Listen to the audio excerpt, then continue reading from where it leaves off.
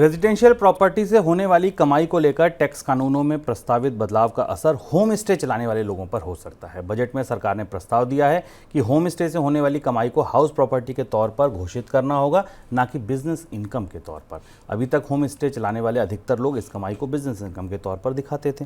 Sir, क्या असर होगा इस बदलाव का? यह भी बड़ा बदलाव है। होम स्टे जैसी प्रक्रियाओं में किराया लेने वाले और इस तरीके का पैसा लेने वाले लोग इसे बिजनेस के तौर पर डील करते थे, पर सरकार ने अब नई व्यवस्था में इसको हाउस प्रॉपर्टी का हिस्सा मान लिया है। और ये जो प्रावधान है ये 1 अप्रैल 2025 से लागू होगा, क्योंकि ये अभी वित्त विधेयक में आया तो अगले साल से लागू होने वाला प्रावधान है।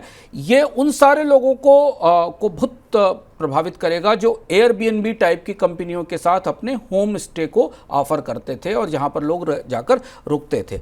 अब उन्हें वो डिडक्शंस की बिजनेस इनकम के तौर पर डिडक्शन की सुविधा नहीं मिलेगी।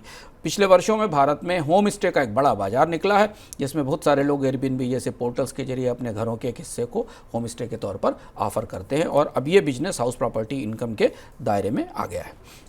देश की सबसे बड़ी सीमेंट उत्पादक कंपनी अल्ट्राटेक सीमेंट दक्षिण भारत की सीमेंट कंपनी इंडिया सीमेंट में करीब 33% हिस्सा खरीदने जा रही है। इंडिया सीमेंट के प्रमोटर्स एन श्रीनिवास अपना पूरा हिस्सा अल्ट्राटेक सीमेंट को बेचने जा रहे हैं। इससे पहले जून में भी अल्ट्राटेक सीमेंट ने इंडिया सीमेंट में करीब 23% हिस्सेदारी खरीदी थी, और कंपनी में अब अल्ट्राटेक सीमेंट की कुल हिस्सेदारी बढ़कर 55% से ज़्यादा होने जा रही है। इस डील के साथ भारतीय सीमेंट बाजार में 2 ही बड़े प्लेयर रहने की संभावना है। अल्ट्राटेक सीमेंट के बाद अदानी सीमेंट देश की दूसरी सबसे बड़ी कंपनी है। सर, किस तरह बदलेगा फिर ये सीमेंट का पूरा बाजार? आप सबको याद होगा कि बजट से ठीक पहले हम लोगों ने एक इकोनॉमिकम में बात की थी, और हमने आपको बताया था कि भारतीय बाजार में कैसे मोनोपोली और डुओपोली उभर रही हैं, और जिसमें हमने सीमेंट का जिक्र किया था। और देखिए, 1 सप्ताह के भीतर भारतीय बाजार में एक और बड़ा सीमेंट बाजार में बड़ा बदलाव हुआ। अल्ट्राटेक जो पहले ही बाजार की सबसे बड़ी कंपनी है, उसने इंडिया सीमेंट के बारे में आप जानते होंगे, चेन्नई सुपर किंग के माध्यम से इस कंपनी का अधिग्रहण करने की तैयारी की है। और उसके बाद अल्ट्राटेक और इंडिया सीमेंट मिलाकर भारत की सबसे बड़ी सीमेंट कंपनी हो जाएंगे। अडानी समूह के हाल के अधिग्रहणों के बावजूद सबसे बड़ी क्षमता बिरला की अल्ट्राटेक के पास होगी, जिसने जेपी सीमेंट का भी हाल में अधिग्रहण किया था। और इसके बाद भारतीय सीमेंट बाजार अब एक किस्म से डुओपोली की स्थिति में चला गया है। अंबुजा सीमेंट, अंबुजा एसीसी अडानी का एक समूह है, और दूसरा समूह अब बिरला की अल्ट्राटेक का है। इधर अडानी ग्रुप ने हाल में हमें दक्षिण भारत के बाजार के लिए अपने पैर पसारने की कोशिश की थी। आपको याद होगा, सांघी का टेक ओवर हुआ था, फिर माई होम की सीमेंट की ग्राइंडिंग यूनिट थी, फिर पेन्ना का टेक ओवर हुआ था।